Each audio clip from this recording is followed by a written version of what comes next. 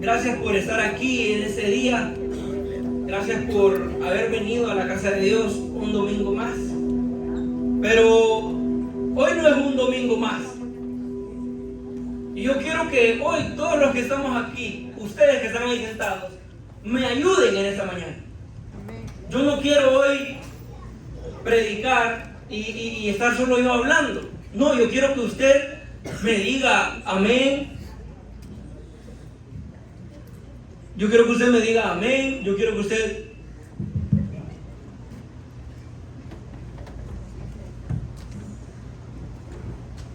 Quiero que usted se ponga de pie. Quiero que usted levante sus manos. Que usted participe de verdad en lo que hoy vamos a hacer. Amén. Que usted tenga parte en lo que hoy Dios puso en mi corazón que les hablase. Y que usted lo crea verdaderamente. Que usted crea que esta palabra es para usted. Que usted crea que lo que Dios va a hablar hoy es para usted, para su corazón, para su familia, para sus hijos, para su matrimonio. Que hoy crea usted en esa palabra. Así que los invito a que vayan conmigo al libro de Lucas, en el capítulo 17. Esta serie que empezamos hace poco habla del reino de Dios.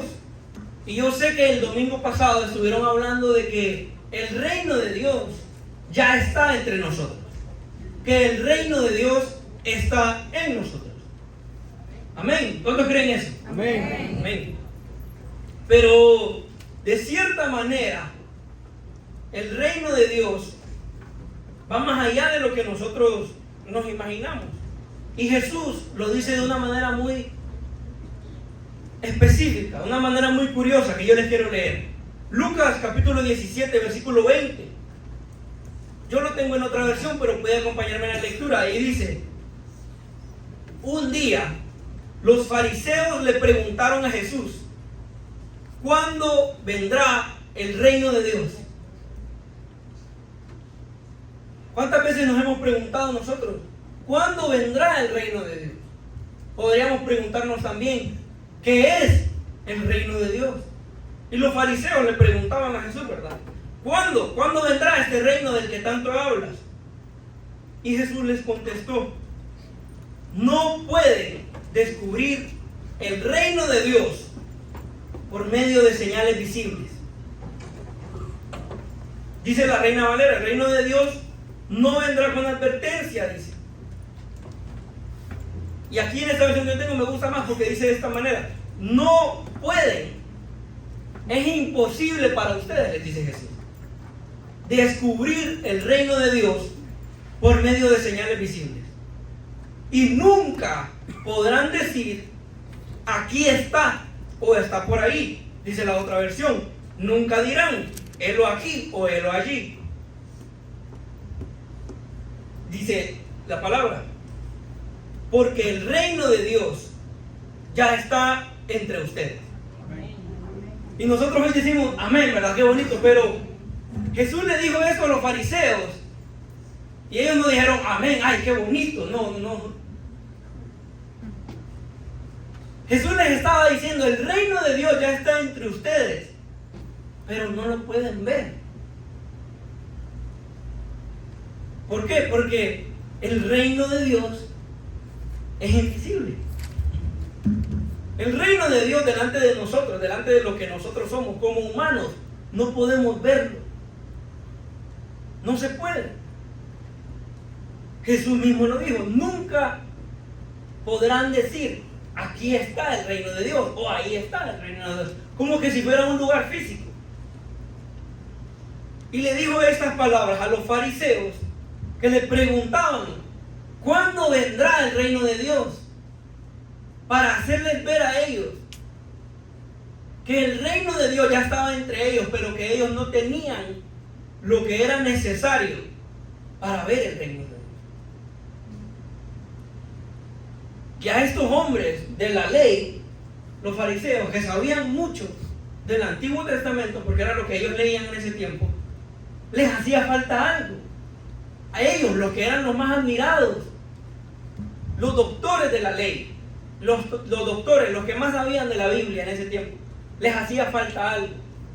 no podían ver el reino de Dios que ya estaba delante de ellos. En ese momento específico, literalmente lo tenían enfrente. Y no podían verlo porque les hacía falta fe. La fe es el lente por medio del cual nosotros podemos ver qué es el reino de Dios. La fe es el lente por el cual nosotros vemos, a través de lo que nosotros vemos, como una ventana por la que vemos afuera lo que es el reino de Dios. Teniéndolo enfrente a Jesús mismo, estos hombres le preguntaron: ¿cuándo va a venir el reino? Nosotros, estando aquí en la iglesia, muchas veces en medio de la adoración, vemos que la gente, algunos están levantando sus manos, otros están aquí enfrente, y otros están en sus corazones diciendo: ¿y cuándo va a venir a mi vida lo que ellos tienen? ¿Y cuándo me va a pasar a mí mi milagro? ¿Cuándo voy a ver yo lo que a ese le pasó? ¿Cuándo voy a salir yo de mis deudas? Y aquel que hoy tiene 2 domingos de venir a la iglesia se sanó cuando pasó, la primera vez que pasó enfrente.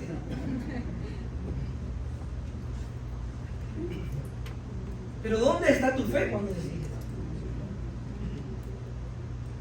¿Estás creyendo? ¿Estás viendo verdaderamente lo que está frente a ti? El reino no se ve con nuestros ojos naturales. El reino de los cielos es espiritual, porque Dios es espíritu. Y su reino, por lo tanto, es espíritu también. Y el espíritu, lo que pasa en el espíritu, solo se puede ver a través del espíritu. Y a ese espíritu solo podemos acceder por medio de nuestra fe. El reino de Dios, no hay que, ¿cómo les explico? No hay que jalarlo. El reino de Dios no es algo que nosotros tengamos que traer a la tierra.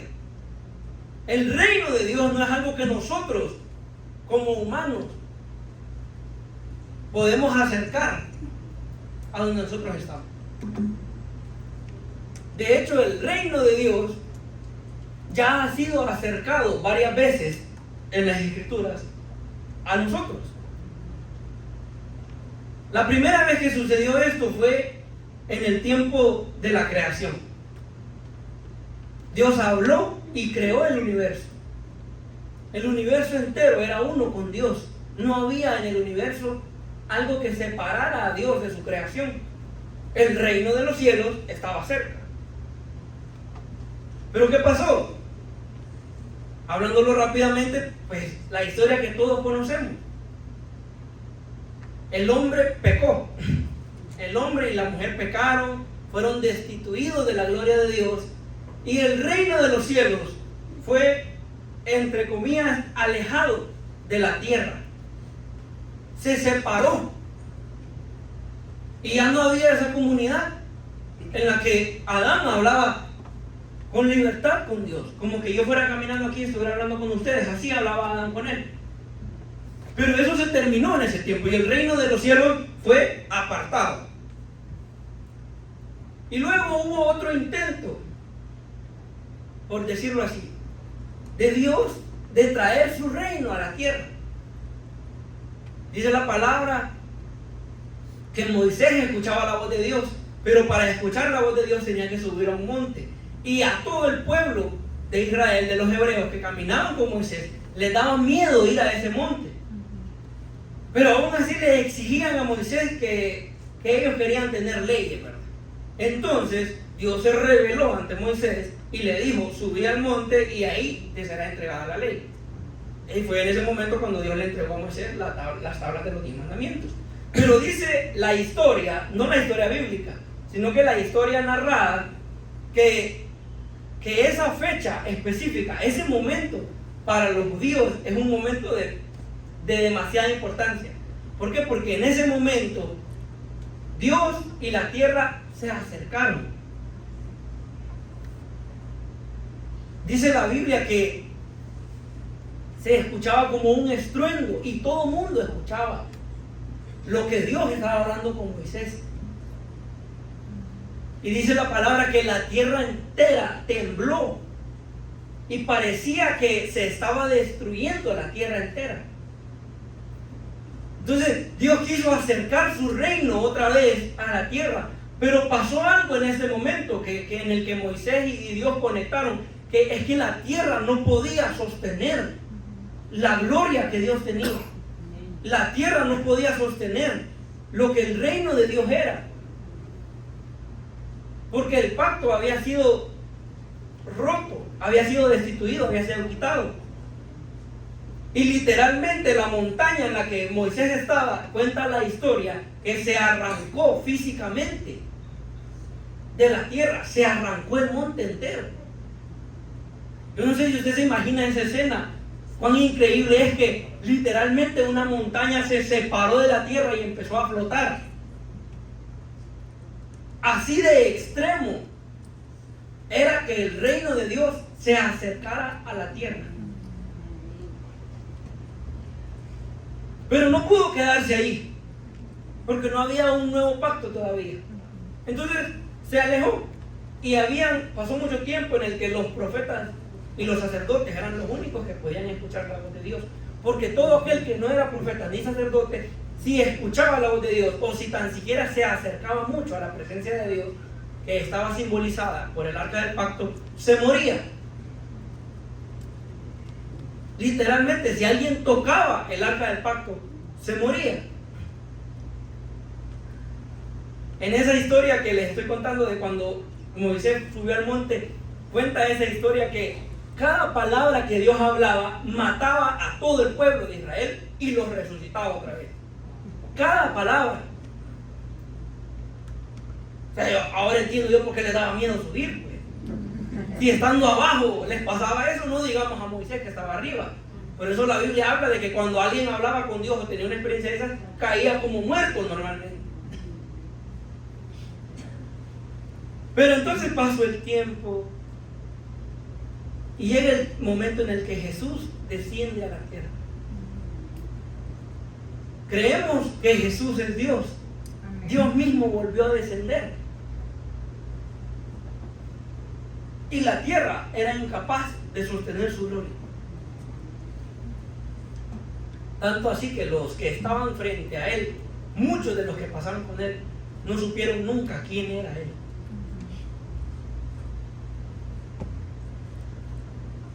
Pero Jesús empezó a hablar, empezó a compartir con la gente, empezó a hablarle a sus discípulos, empezó a escoger a sus discípulos, empezó a ir de lado a lado, hablándole a la gente. Y la Biblia nos narra que Jesús, en muchas de sus parábolas, iniciaba con las palabras: el reino de los cielos es semejante a. Y si usted lee detenidamente todas las parábolas narran la obra de Dios. Lo que Jesús hace, lo que Jesús hizo. Jesús les estaba diciendo por medio de parábolas toda su obra, todo lo que él ya estaba haciendo y todo lo que él iba a ir haciendo durante su vida. Porque él era el reino de mismo, encarnado en una persona. Fue traído el reino de lo que no se veía a una persona física que podíamos ver. Y es ahí al punto donde yo quiero llegar. Dios hizo eso una vez para enseñarnos a nosotros lo que nosotros debemos hacer mientras estamos acá. Jesús es la representación de lo que nosotros tenemos que ser como cristianos. Jesús es el modelo que nosotros tenemos que seguir. Jesús es la base sobre la que nosotros tenemos que estar montados. Eso es Jesús. ¿Y qué hizo Jesús? Jesús trajo lo invisible que nadie podía ver a lo visible que todos podían ver. Amén. Eso hizo Jesús, así de simple.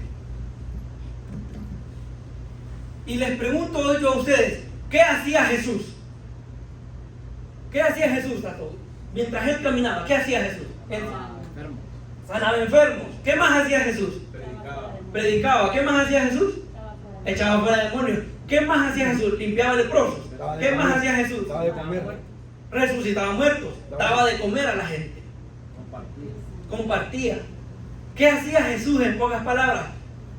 Miraba las cosas que no eran como si fuesen. Él miraba a una multitud hambrienta y él las veía como una multitud saciada. Él miraba a un enfermo y él no lo veía como un enfermo, lo veía como un hombre sano.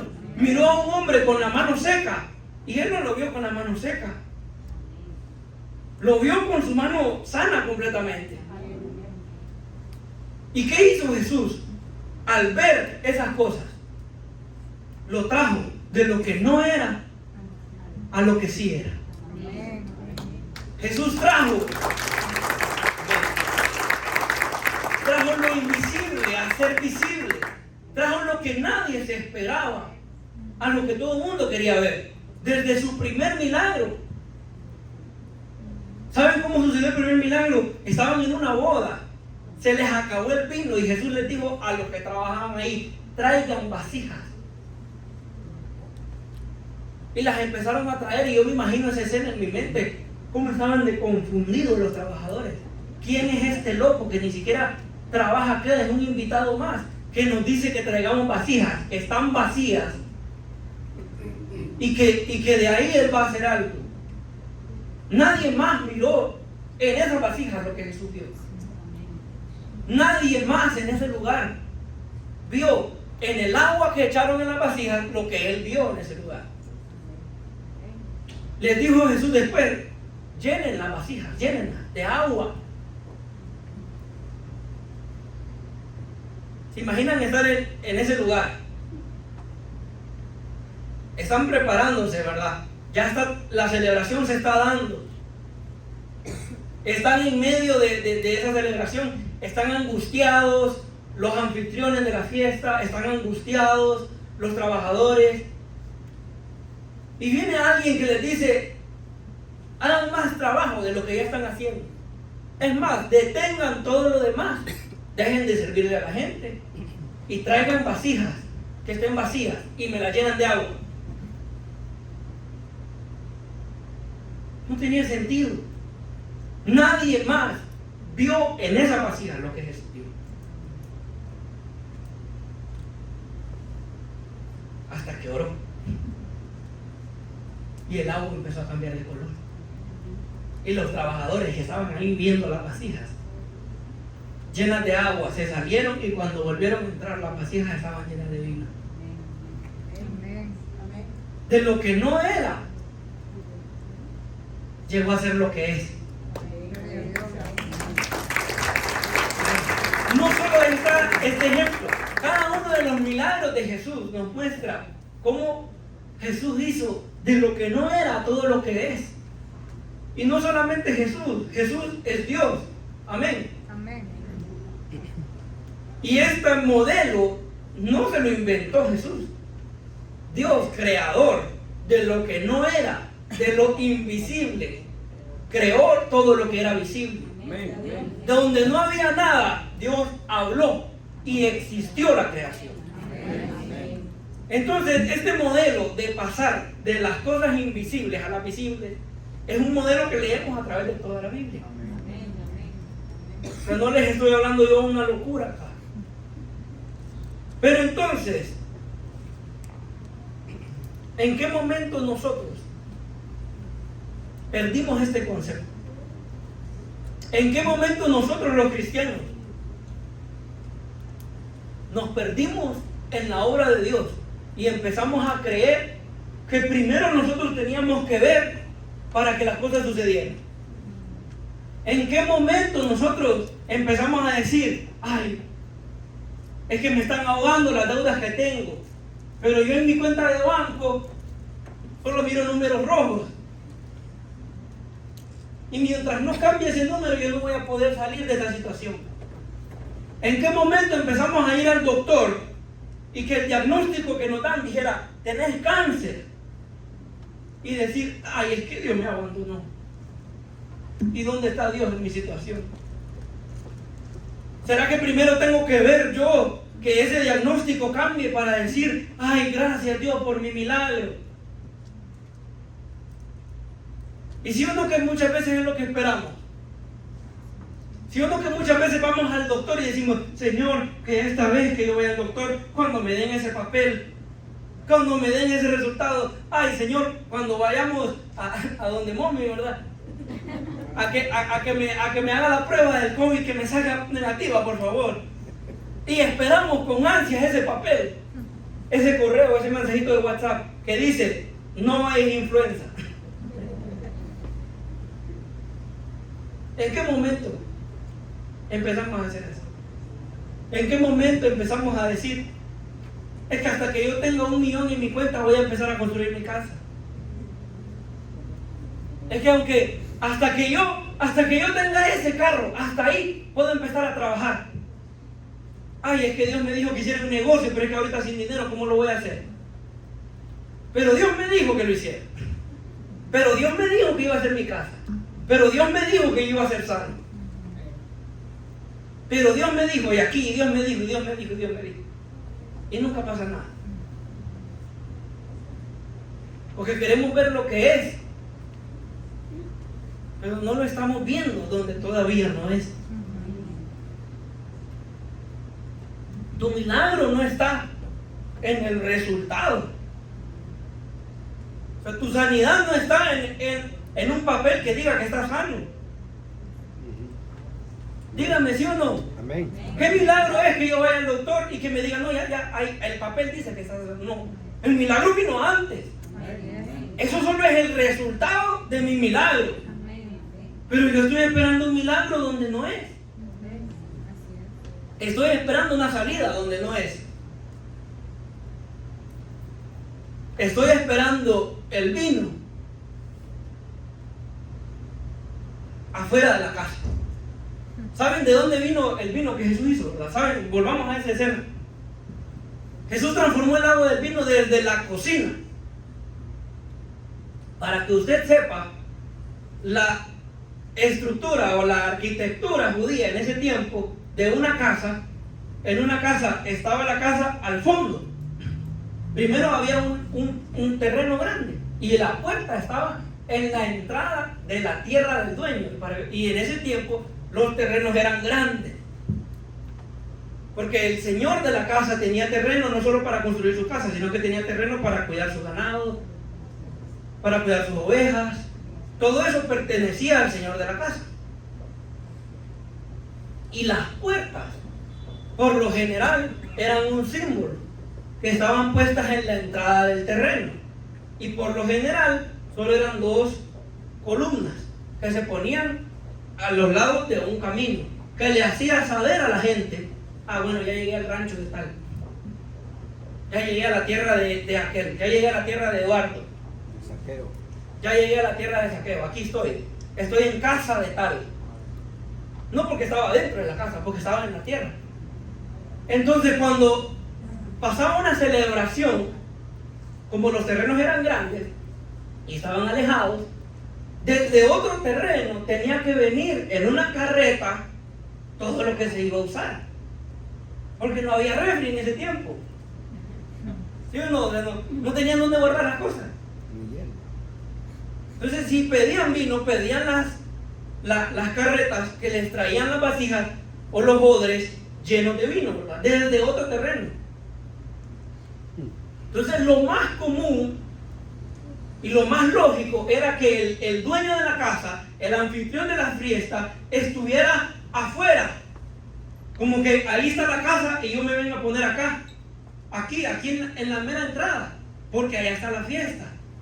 Y qué humillante sería que los invitados me vean recibir más, porque lo que yo tenía no ajustó. Qué humillante es llegar a esta posición. Qué humillante es ir al doctor bien paradito, bien vestidito y decir, ay, yo voy bien, así.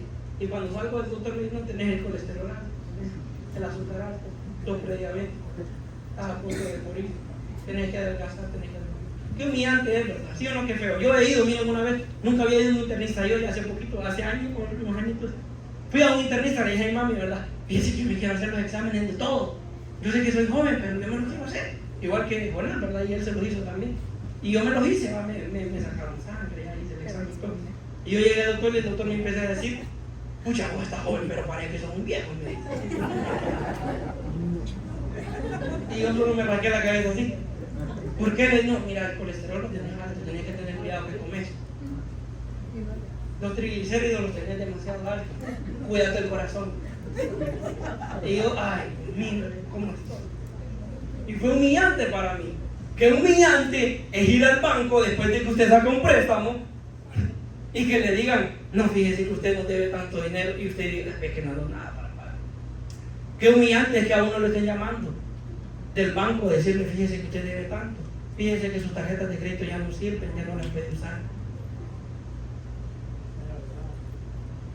Qué humillante es que usted vaya a sacar un carro y que le digan, fíjese que si no paga el otro mes lo vamos a tener que quitar. Qué humillante es tener que ir a recibir fuera de la casa. Y Jesús sabía eso. Jesús no les dijo, vámonos allá afuera. No, Jesús les dijo, aquí, en medio de la celebración, donde todo el mundo está brincando y saltando y gozándose por lo que está pasando, aquí va a pasar lo que va a pasar. Aquí, en medio de la necesidad, donde todo el mundo está colocado afuera, pero adentro estamos todos preocupados. Adentro, sin humillar a nadie, adentro, donde nadie más se dio cuenta, más que el señor de la casa y los trabajadores, ¿verdad? Que estaban todos angustiados. Más que cuando le das esa noticia a tu familia, ¿verdad? Llegas a la casa y venís desanimado. Fíjense ustedes que me dijeron que soy diabético. Pero no le digan a nadie, por favor. Y lloran todos juntos. En esa reunión familiar donde les dicen, no, fíjense que nos vamos a tener que ir del país. Nos andan buscando para matarnos. Ahí. Fíjense que el banco ya nos dijo que debemos tanto dinero. No tenemos cómo ayudarles. No tenemos cómo darles. No tenemos cómo bendecir. Ahí, donde no es, va a empezar a ser. Amén. Ahí donde nadie lo mira, ahí va a empezar a ser visible. Ahí van a hacer su milagro. Ahí se va a dar tu milagro. Ahí es donde Jesús va a traer lo que no se ve a lo que sí se ve. Gloria a Dios. Amén. Gloria a Dios. Gracias, Pablo. ¿Qué dice? ¿Qué dice la palabra? Dice Romanos 4:17. La parte B del versículo. Delante de Dios, estaba hablando de otra persona antes, y esta persona delante de Dios, a quien creyó, Él que da vida a los muertos, también llama las cosas que no son como si fuesen. ¿Quién? Dios. Aquel que da vida a los muertos. Y Él también dice, llama las cosas que no son como si fuesen.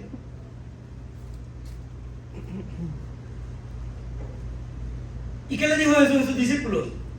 De cierto les digo en Marcos 11, 23 y 24, que cualquiera que le diga a este monte, quítate y échate en el mar, y no dudare en su corazón, sino creyere que será hecho lo que dice, lo que diga le será hecho. Aquel que crea que donde no se mira algo, ahí está eso, a ese le será hecho. ¿Qué más dice la Biblia? Dice la Biblia estas palabras que a mí me encantaron, que a mí me siguen encantando. Dice la Biblia en Marcos 11:24. Por tanto, yo les digo que todo lo que pidieren orando, creed que lo recibiréis y os vendrá. Amén. ¿Qué enseña Jesús entonces? ¿Qué nos ha estado enseñando todo este tiempo? crean que lo que no es, será. Amén. Crean que donde no hay, habrá. Amén. Crean que donde no tienen, tendrán. Amén. Pero no solo crean para futuro, crean que ya ha sido hecho. Amén. Y se ha puesto muy de moda en este tiempo esa palabra, ¿verdad? Manifestar. Y yo veo TikTok y yo veo videos de una gente, la verdad, que le dicen a uno, mire, siéntese usted en su cuarto, agarre su cristalito y empieza a decir, yo tengo dinero, yo tengo dinero. Y empieza a decir, ay, yo voy a vivir en una mansión. Y empieza a decir, yo voy a tener el carro de mis sueños. ¿Y sabe qué es lo peor? Que a la gente le pasa. Que a la gente le... ¿Sabe qué es lo peor? Que a la gente le pasa. Yo conozco gente que hace esas loqueras. Compañeros míos que estuvieron en el colegio, compañeras, ¿verdad? Y yo los escuchaba a veces hablando y ellos decían, escucha, pero es que fíjate que yo de verdad me puse un día a decirme, es que yo voy a tener dinero, voy a tener dinero. Y ese día salí de la casa y me encontré 100 pesos tirados. Y se asusta la gente. Y si a ellos les pasa eso, ¿cuánto más a nosotros que creemos en el Dios que sí lo hace posible? Y a los que confundidos hacen las cosas sin saber lo que están haciendo, les sucede, ¿cuánto más a usted? Que su fe está puesta en el Dios de los ejércitos, en el creador del universo, en el dueño del oro y de la plata, en aquel que sana aún al más enfermo y resucita a los que ya están muertos. ¿Cuánto más a usted no le va a ser dado si cree lo que ora? Que esa gente ni sabe en qué tiene su fe puesta. Esa gente no sabe a quién le ora, qué hace, qué dice. Y nosotros conociendo, tendremos, conociendo, haremos, conociendo, nos será dado. ¿Cuántos creen eso? Amén. Pero, para terminar, el último punto que yo tengo es, ¿cómo entonces hacemos que lo invisible empiece a ser visible para nosotros? ¿Cómo lo hacemos? ¿Cómo cree usted? Si ya sabemos que el lente para ver lo que está oculto es la fe, y que lo que está oculto, lo que es invisible, tiene que pasar a ser visible, ¿cómo entonces hacemos que esto suceda? Si yo ya me puse el lente de la fe y yo ya estoy viendo que aquí, hoy, yo estoy enfermo, pero con esto yo me miro sano, ¿cómo hago que yo pase de estar aquí a estar aquí? ¿Cómo hago eso? Actuando, dice el Felipe. Accionando, y tienen razón lo que dicen. Pero accionando ¿en qué? En fe, pero ¿con qué herramienta? Mire usted lo que trae ahí en su mano, ya sea que la tenga en el teléfono o aquí. Diga, esta es la manera. Diga. Levántela, si la tiene en el teléfono o donde sea, pero levántela y diga, esta es la manera. Diga. Aquí está lo que tengo que hacer. Entonces, si nosotros creemos que este libro es la palabra de Dios, y nosotros sabemos que Dios no miente, sabemos que esto no miente tampoco, ¿verdad? Pues entonces, si aquí dice que yo soy sano, entonces soy sano, ¿verdad? Si aquí dice que yo soy llamado a limpiar leprosos, entonces yo voy a limpiar leprosos. Si aquí dice que yo voy a sanar enfermos, entonces ¿qué hago? Voy y sano a los enfermos. Pero tengo que poner en un lugar especial esta palabra. Tengo que comprometerla. No puedo esperar yo que si Dios me dijo a mí, vos vas a sanar enfermos, no puedo esperar yo sanar enfermos si yo nunca voy donde ser enfermo. Yo no puedo esperar que esta palabra dice que yo voy a ser sano, pero yo paso acostado y digo, ay, que estoy enfermo, me voy a morir, nunca se me va a quitar esto que tengo, nunca voy a salir de la ansiedad, nunca voy a salir de esa depresión, nunca voy a dejar de pecar, nunca voy a yo dejar de estar atado a este pecado, nunca voy a dejar de ver pornografía, nunca voy a dejar de masturbarme, nunca voy a dejar de fornicar, nunca voy a dejar de engañar a mi esposa, nunca voy a dejar de mentir. Si yo vivo encerrado en mi situación, aquí sentado, nunca va a pasar nada. Nunca va a pasar nada. Y yo vivo de esa manera. Si Dios a usted le dijo que usted tiene un don en el Espíritu y usted nunca lo pone en práctica, nunca va a pasar nada. ¿A cuántos Dios les ha dado la palabra? Levanten la mano. Que les ha dicho, ustedes van a ser evangelistas, van a ser pastores, van a hacer tal cosa. Tienen el don de sanidad, tienen el don de profecía. ¿A cuántos Dios les ha dado la palabra? Amén. ¿Y cuántos lo han puesto en práctica? ¿Cómo van, hermano? Ahí Ya. vamos. ¿Cuántos han escuchado acerca de las promesas que hay en la Biblia? Amén. ¿Cuántos las han creído? Amén. ¿Y cuántos las han vivido? Amén. Para que no todos, ¿verdad? Ya van bajando. Si yo no comprometo la palabra, esto está muerto. Aquí hay vida. Pero si yo no la comprometo, esa vida nunca va a salir de ahí. Aquí hay promesas, pero si yo no las comprometo, pues nunca van a pasar en mi vida. Y aunque sea corta, yo anoté algunas de las promesas que yo pude encontrar. Dice Juan 14:2, el que en mí cree, las obras que yo hago, él las hará también. Amén. Y aún mayores hará. Así es. Amén. ¿Cuántos dicen amén a eso? Cuando pase por las aguas, dice Isaías 43:2, yo estaré contigo. Y si por los ríos, no te anegarán. Cuando pases por el fuego, no te quemarás, ni la llama arderá en ti. Dice Mateo 10:7-8, yendo a predicar, diciendo, el reino de los cielos se ha acercado. ¿Qué dice? Sanad enfermos, limpiad leprosos, echad fuera demonios, resucitad muertos. Dice Marcos 16, estas señales seguirán a los que creen. En mi nombre echarán fuera demonios, hablarán nuevas lenguas, tomarán en las manos serpientes, y si bebieren cosa mortífera no les hará daño. Sobre los enfermos pondrán manos y sanarán. Dice Isaías 61:1, el Espíritu de Jehová, el Señor, está sobre mí. Me ha enviado a predicar buenas nuevas sobre los abatidos. Dice Salmo 91:13, sobre el león y el áspid pisarás, hollarás al cachorro del león y al dragón. Dice Filipenses 4:13, todo lo puedo en Cristo que me fortalece. Pero, ¿cómo comprometo yo estas palabras? ¿Cómo lo hago? Ya dijeron ustedes actuando, entonces tengo que salir Así es. con miedo y con temor. Yo tuve que venir aquí hoy como un loco a decirles todas estas cosas. Yo me tuve que atrever a venir aquí hoy a decirles a ustedes que eso que estáis diciendo es verdad. Amén. No crean que me lo inventé y que es fácil estarles diciendo estas cosas que les estoy diciendo.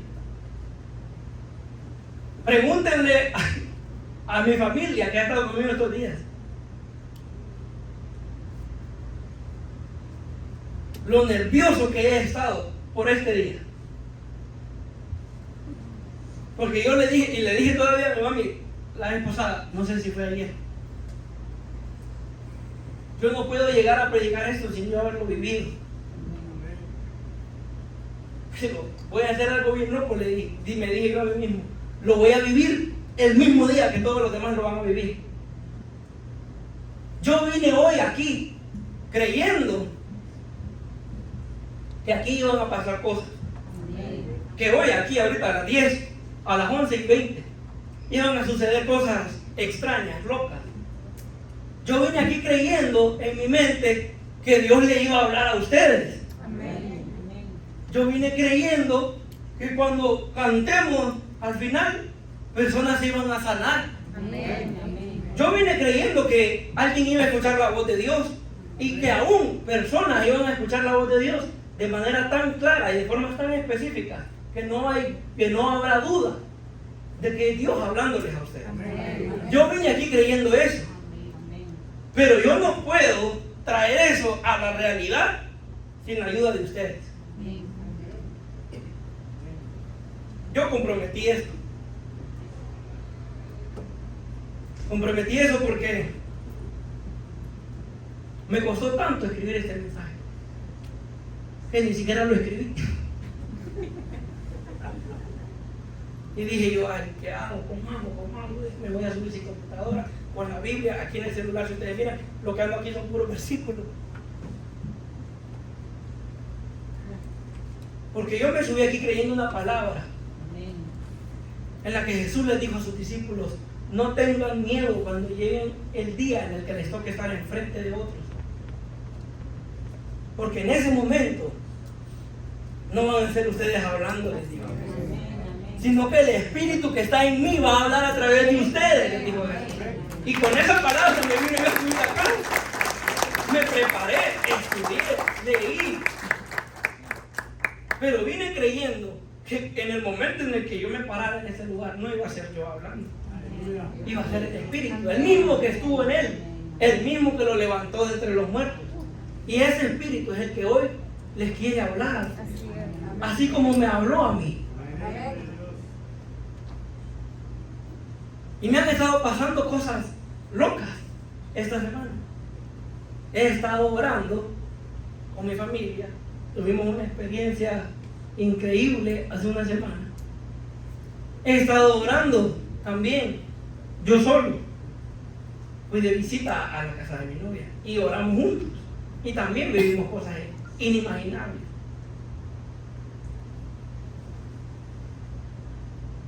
Y estuve orando ayer.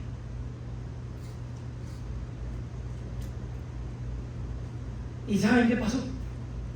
Les puedo contar.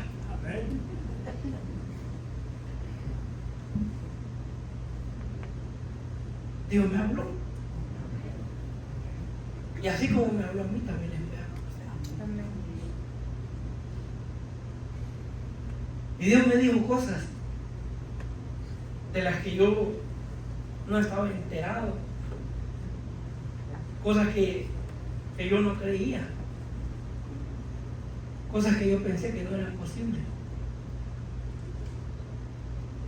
Me dijo que iba a estar conmigo. Yo en la mañana me levanté, no había agua en la casa. Y me subí donde tenemos el rotoplas en la casa a ver si estaba lleno, a ver si había agua para bañarme. Y cuando me subí ahí me senté en la orilla, le dije al Señor: Señor, si tú estás conmigo en este día tan gris aquí en Cerro Grande, le dije, que no se mira ni un pajarito volando a lo lejos. Quiero que me muestres que estás conmigo. Y cuando le dije eso, con palabras, ¿verdad? Así, habladas, yo empecé a pensar en mi mente: qué loco sería que Dios, para mostrarme que está conmigo, mandara como un pájaro grandote, dije, y que se pusiera aquí donde estoy yo. Y volteo a ver para atrás ustedes, y había un pajarote que yo nunca había visto un pájaro tan grande, yo parado ahí. Y todos estos días yo he estado orando y yo le decía a Dios: Señor, yo quiero una doble porción de lo que tú tienes para mí. Y nadie me ha escuchado orar eso. Y antes de empezar a predicar, estuve ahí sentado antes de que viniera todo el mundo orando. Y le dije a Abby, que es mi novia, a orar por mí, le dije. ¿Y saben qué me dijo ella? Señor, empecé a decir ella, dale una doble porción.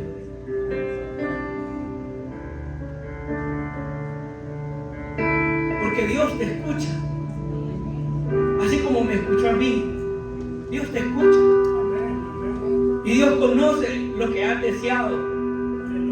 Y yo los invito a que se pongan de pie. Y quiero decirles que hoy lo invisible va a ser hecho visible. Y van a conocer lo que es experimentar que Jesús pase de ser alguien del que otro me habla alguien que yo conozco personalmente.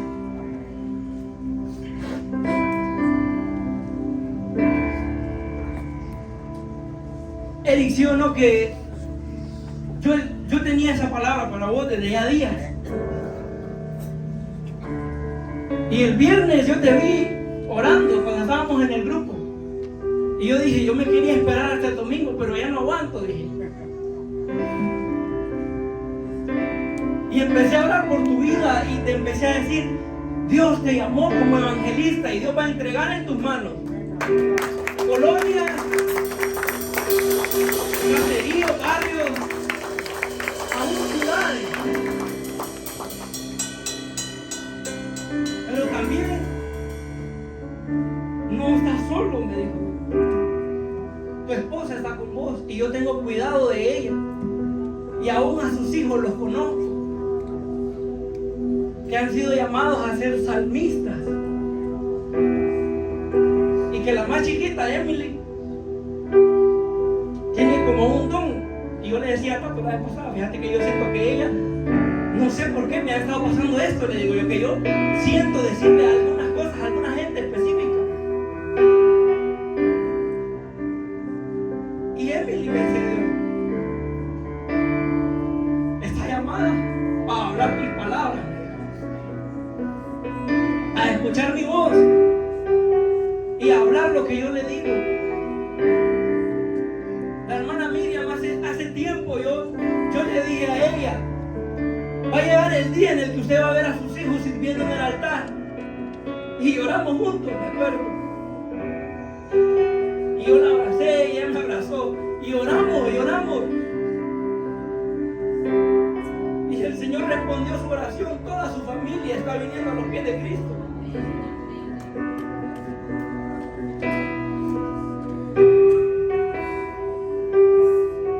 Y en este momento que vamos a empezar a adorar, el Señor le va a hablar a usted. El Señor me va a hablar a mí. Y vamos a recibir todos juntos de su gloria. Vamos a recibir todos juntos lo que Él tiene para nosotros. Así que yo quiero que usted en esta mañana empiece a clamar y empiece a decirle que Él se manifieste, que Él venga a este lugar, que pueda levantar su mano.